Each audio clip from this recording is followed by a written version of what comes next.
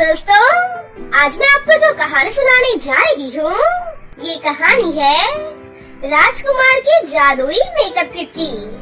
तो चलिए दोस्तों, देखते हैं आज की ये कहानी। बहुत समय पहले की बात है।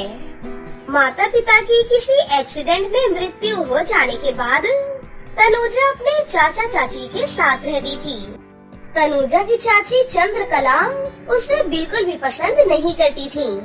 वो उससे एक नौकरानी की तरह पूरा दिन भर घर का सारा काम करवाया करती थी। वहीं दूसरी तरफ चाची की बेटी स्वीटी सारा दिन आईने के सामने बैठकर सिर्फ मेकअप किया करती थी।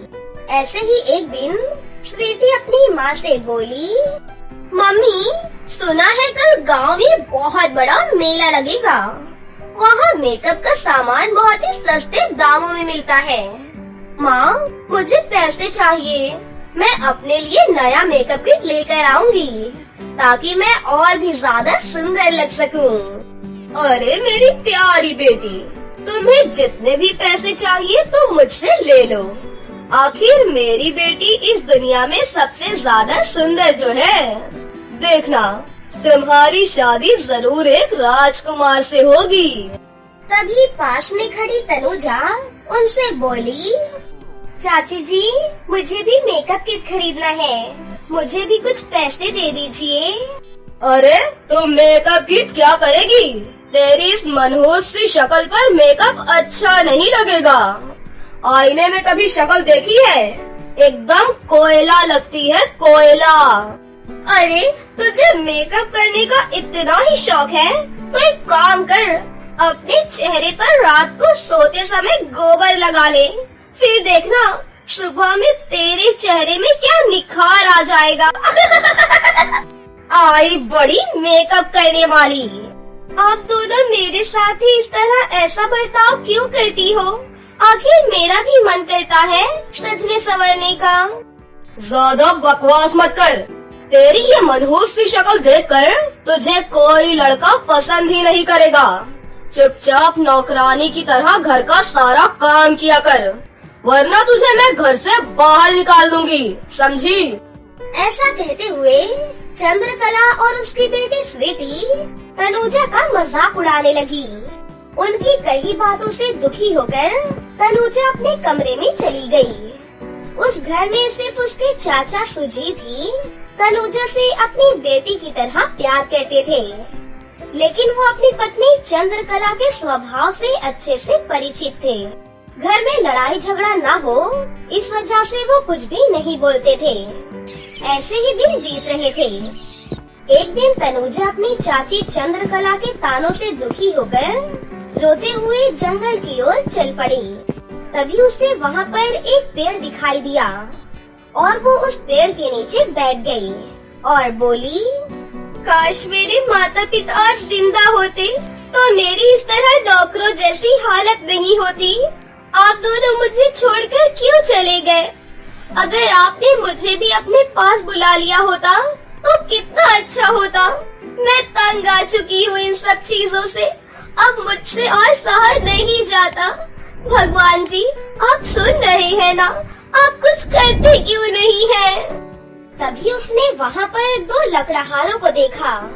वो दोनों लकड़हारे एक बड़े से पेड़ को काटने जा रहे थे।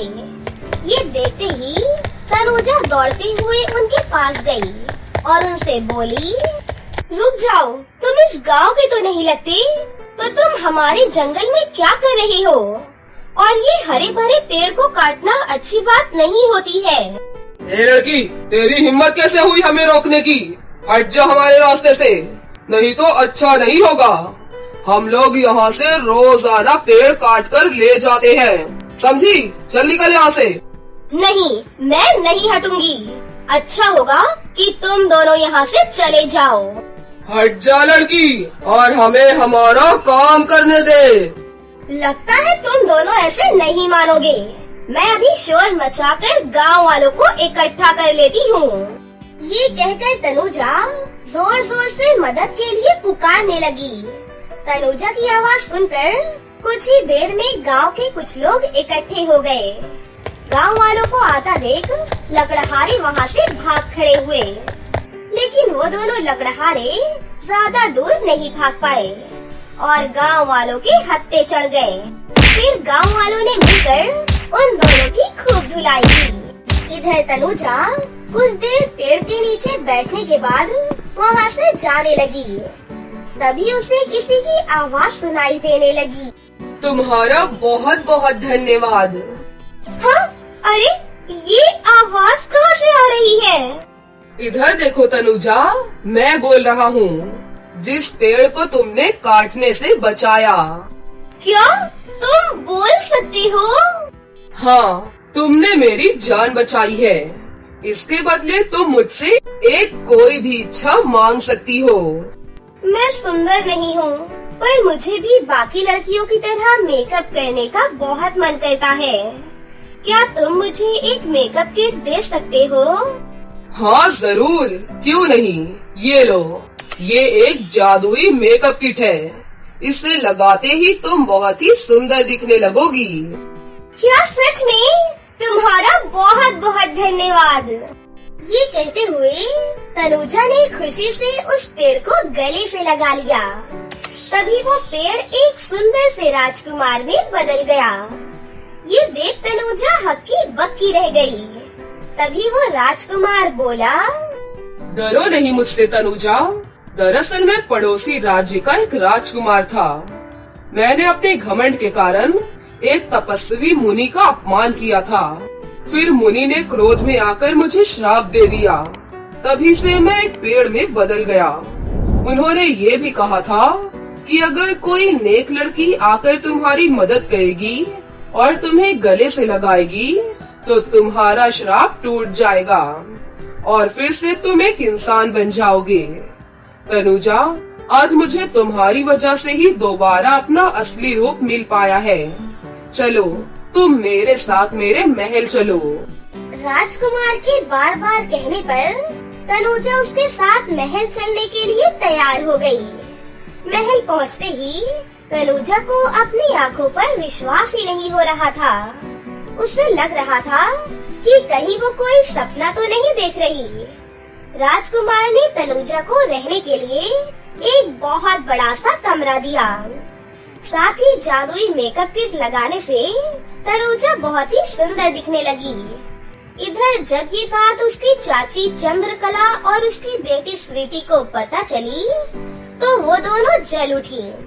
फिर वो दोनों तनुजा को लेने के लिए महल पहुंची।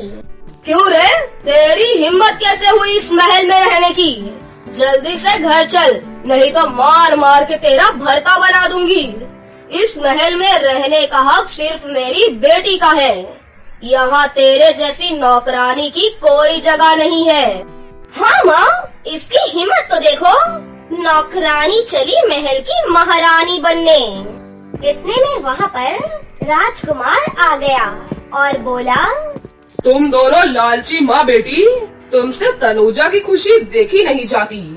तुम दोनों यहाँ से चली जाओ, नहीं तो मैं अपने सैनिकों से कहकर तुम्हें जेल में डलवा दूंगा। जेल में डालने की बात सुनकर दोनों माँ बेटी बहुत घबरा गयीं और जल्दी से वहाँ रफू चक्कर हो गयी। इधर जादुई मेकअप किट इस्तेमाल करके तनुजा धीरे धीरे और भी ज्यादा सुंदर दिखने लगी। फिर एक दिन राजकुमार ने तनुजा से अपने दिल की बात कही और उसके सामने शादी का प्रस्ताव रखा। तनुजा ने राजकुमार का प्रस्ताव स्वीकार कर लिया। फिर धूमधाम से तनुजा की राजकुमार के साथ शादी हो गई और वो उस राज्य की महारानी बन गई। फिर तनुजा खुशी खुशी अपने सपनों के राजकुमार के साथ रहने लगी। जयपुर नाम के एक गांव में नीलेश नाम का एक युवक अपनी पत्नी और 2 बेटियों के साथ रहता था। वो मजदूरी करके अपने बच्चों का पालन पोषण करता था। कुछ समय बाद उसकी पत्नी गर्भवती हो जाती है। अरे सुनो डार्लिंग, इस बार लड़का ही होना चाहिए। अगर लड़की हुई तो मैं उसे उठाकर नदी में फेंकाऊंगा, ठीक है ना? ये आप कैसी बातें कर रहे हो जी? लड़का लड़की पैदा करना क्या मेरे हाथ में है? ये सब तो ऊपर वाले की मर्जी से होता है। अरे बकवास बंद कर औरत, मैं क्या कोल्हू का बैल हूँ जो 24 घंटे काम करता रहूंगा? घर में मैं अकेला कमाने वाला हूँ और तुम तीनों खाने वाले हो। अगर एक और लड़की हुई तो मुझे उसे भी खिलाना पड़ेगा। आखिरी बार बोल रहा हूँ, अगर लड़की हुई तो मैं उसे घर में नहीं रखूंगा, समझी तू? गुस्से में नीलेश वहाँ से चला जाता है। इसी तरह काफी दिन बीत जाते हैं और उसकी पत्नी को एक बच्चा होता है। नीलेश खुशी खुशी अपनी पत्नी के पास जाता है। अरे वाह, मेरा बेटा हुआ है ना? नीलेश की पत्नी कुछ नहीं बोल पाती। मैं कुछ पूछ रहा हूँ, मुझे जवाब दो। माफ कीजिएगा, लेकिन इस बार भी बेटी हुई है। ये सुनकर नीलेश गुस्सा हो जाता है और लड़की को उठाकर वहाँ से चलने लगता है। रुक जाओ, मेरी बच्ची को मत ले जाओ, मैं आपके आगे हाथ जोड़ती हूँ। लेकिन उस पर किसी बात का कोई फर्क नहीं पड़ता। वो उसे गांव की पास वाली नदी पर ले जाता है। मुझे माफ कर देना बिटिया, मैं गरीब मजदूर हूँ, मैं तेरा ख्याल नहीं रख सकता, इसीलिए तेरा मर जाना ही सही है। इतना कहकर नीलेश बच्ची को नदी के किनारे छोड़ आता है। वो छोटी बच्ची जोर जोर से रोने लग जाती है। नदी के पास एक पेड़ के नीचे ब्रह्म राक्षस सो रहा था। उसके कानों में बच्चे के रोने की आवाज आ जाती है। कौन रो रहा है ये? कौन मेरी नींद खराब कर रहा है? मैं उससे जिंदा नहीं छोड़ूंगा। तभी वो देखता है कि नदी के किनारे एक छोटी सी बच्ची रो रही थी। अरे वाह, इतनी प्यारी मासूम बच्ची, लगता है इसका अभी अभी जन्म हुआ है। नया नया बच्चा खाना मुझे बहुत पसंद है, मैं इस बच्ची को खा जाऊंगा। ब्रह्म राक्षस उस बच्ची को उठा लेता है। तभी वहाँ पर सिंड्रेला परी आ जाती है। परी अपने जादू से राक्षस के हाथों से उस बच्ची को छीन लेती है। दुष्ट राक्षस, तेरी इतनी हिम्मत कि तू इस मासूम सी बच्ची को खाने की सोच रहा है? अरे इस बच्ची ने ठीक से इस दुनिया में कदम तक नहीं रखा और तू है कि इसे खाने की सोच रहा है? इसके माँ बाप तो इसे यहाँ मरने के लिए छोड़ गए हैं। अगर मैं इसे खा जाऊंगा तो इसमें बुराई ही क्या है? मैं इसके माता पिता को ढूंढकर उन्हें सजा जरूर दूंगी, लेकिन इस मासूम को तुझे कभी नहीं खाने दूंगी। मेरे रास्ते से हट जा परी, नहीं तो तू बेवजह मारी जाएगी। अगर तेरे में हिम्मत है तो मुझसे इस बच्ची को छीन कर दिखा। इतना कहकर परी बच्ची को लेकर वहाँ से गायब हो जाती है। कहाँ गई परी? आज तूने मेरा भोजन मुझसे छीन कर ठीक नहीं किया। आज नहीं तो कल मैं तुझे ढूंढ ही लूंगा और उस बच्ची के साथ साथ तुझे भी मारकर खा जाऊंगा। सिंड्रेला परी उस बच्ची को लेकर उसी के गांव में पहुंच जाती है। वहां बहुत सारे लोगों से वो उसके माता पिता के बारे में पता करती है, लेकिन सभी उसे मना कर देते हैं। परी बच्ची को लेकर अपने परीलोक चली जाती है। अरे सिंड्रेला परी, ये तुम किसका बच्चा लेकर आई हो? सिंड्रेला परी रानी परी को वो सारी बातें बताती है। तुम बहुत ही अच्छी और नेक दिल की परी हो, मुझे तुम पर गर्व है, लेकिन तुम इस बच्ची को यहाँ परीलोक में नहीं रख सकती। तुम्हें तो पता है परीलोक का वातावरण इंसानों के लिए सही नहीं है। अगर तुमने इस बच्ची को ज्यादा देर यहाँ रखा तो ये बच्ची मर सकती है। रानी परी, आप ही बताइए मैं क्या करूँ? किसके पास छोड़कर आऊँ इसे? तुम इसके माता पिता का पता लगाओ, अगर नहीं मिलते तो तुम इस बच्ची को किसी अनाथ आश्रम में छोड़ आना, वहाँ पर इसका बहुत अच्छे से ख्याल रखा जाएगा। सिंड्रेला परी वहाँ से चली जाती है। नहीं, मैं इस बच्ची को अनाथ आश्रम में नहीं छोड़ूंगी। कितनी मासूम सी बच्ची है, अगर इसके माँ बाप मुझे नहीं मिले तो इस बच्ची को मैं पालूंगी और मैं ही इसकी यशोदा की तरह माँ बनूंगी। उसके बाद सिंड्रेला परी एक आम लड़की का भेष बना लेती है और उसी के गांव में रहने लग जाती है। वो बच्ची का नाम प्रथा रखती है और प्रथा की हर ख्वाहिशें पूरी करती है और बहुत अच्छे से उसका पालन पोषण करती है। अब प्रथा धीरे धीरे बड़ी हो गई थी और एक अच्छे स्कूल में पढ़ने लगी थी। वहीं दूसरी तरफ ब्रह्म राक्षस उसी दिन से सिंड्रेला परी और उसकी बच्ची को ढूंढ रहा था। मैं अपना बदला जरूर लूंगा और तुझे ढूंढ कर तड़पा तड़पा कर मार डालूंगा। एक दिन सिंड्रेला परी अपने परीलोक लौट रही थी। तभी ब्रह्म राक्षस उसे देख लेता है और सिंड्रेला परी का पीछा करता है। परी धरती पर आकर आम इंसान का रूप ले लेती है और चुपचाप अपने घर पर चली जाती है। राक्षस भी उसका पीछा करता है। मेरा प्यारा बच्चा, ये देखो मैं तुम्हारे लिए कितनी सारी चॉकलेट्स लेकर आई हूँ। वाह माँ, आप दुनिया की सबसे अच्छी माँ हो। आप मेरी सारी इच्छाएं पूरी करती हो। अच्छा, तो ये परी यहाँ छुप कर बैठी है। मेरी नजरों से कोई नहीं बच सकता। एक दिन सिंड्रेला अपने घर से परीलोक को जाती है। तभी राक्षस परी को जाते हुए देख लेता है और सिंड्रेला का रूप बनाकर उसके घर में पहुंच जाता है। अरे बिटिया, तुम यहाँ क्या कर रही हो? आओ बेटा, मेरे साथ चलो, मैं तुम्हें घुमा कर लाती हूँ। प्रथा ये सुनकर बहुत खुश हो जाती है और राक्षस के साथ चल पड़ती है। कहाँ लेकर जा रही हो माँ? बस यहाँ पास में ही मेरी एक सहेली रहती है, मैं उससे मिलने जा रही थी तो सोचा तुम्हें भी ले चलूं।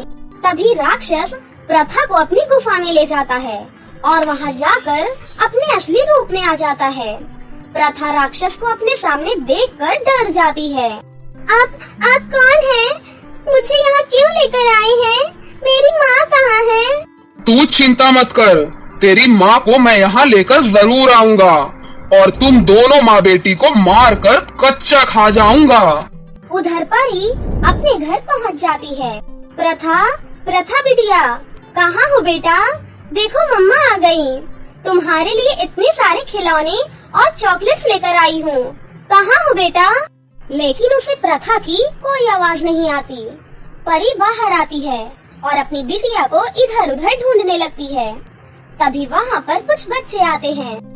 आंटी, हम लोग खेल रहे थे तो हमने आपको और प्रथा को राक्षस की गुफा में जाते हुए देखा। सिंड्रेला परी के रूप में आ जाती है और गुस्से में राक्षस की गुफा के अंदर जाती है। आ गई तू, मुझे तेरा ही इंतजार था। इस गुफा में तू मेरा कुछ नहीं बिगाड़ सकती, यहाँ मेरी शक्ति ही काम करती है। परी राक्षस के ऊपर वार करती है, लेकिन वहाँ उसकी शक्ति बिल्कुल काम नहीं करती। वो राक्षस परी को भी बंदी बना लेता है। देख राक्षस, मेरी बच्ची को छोड़ दे, नहीं तो मैं तुझे जिंदा नहीं छोड़ूंगी।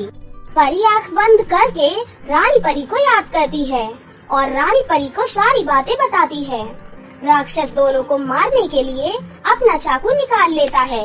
तभी वहाँ पर रानी परी आ जाती है और राक्षस पर एक पवित्र जल डालकर उसे जला देती है। राक्षस जलकर मर जाता है। रानी परी सिंड्रेला और प्रथा को आजाद कर देती है। फिर सिंड्रेला प्रथा को अपनी सारी बातें बताती है। तभी गुफा के बाहर गांव वाले भी पहुंच जाते हैं। सिंड्रेला की सारी बातें गांव वाले सुन लेते हैं। तभी वहाँ पर नीलेश आ जाता है। मुझे माफ कर दो, ये मेरी बिटिया है। गरीबी की वजह से मैंने इसे मरने के लिए नदी के किनारे छोड़ दिया था। मैं तुमसे विनती करती हूँ, मेरी बेटी मुझे वापस कर दो। मेरी असली माँ और पिता मेरी परी माँ है, जिसने मुझे बचाया और मुझे इतना बड़ा किया। मैं इनको छोड़कर कभी कहीं नहीं जाऊंगी। उसके बाद से प्रथा सिंड्रेला परी के साथ ही खुशी खुशी रहने लग जाती है।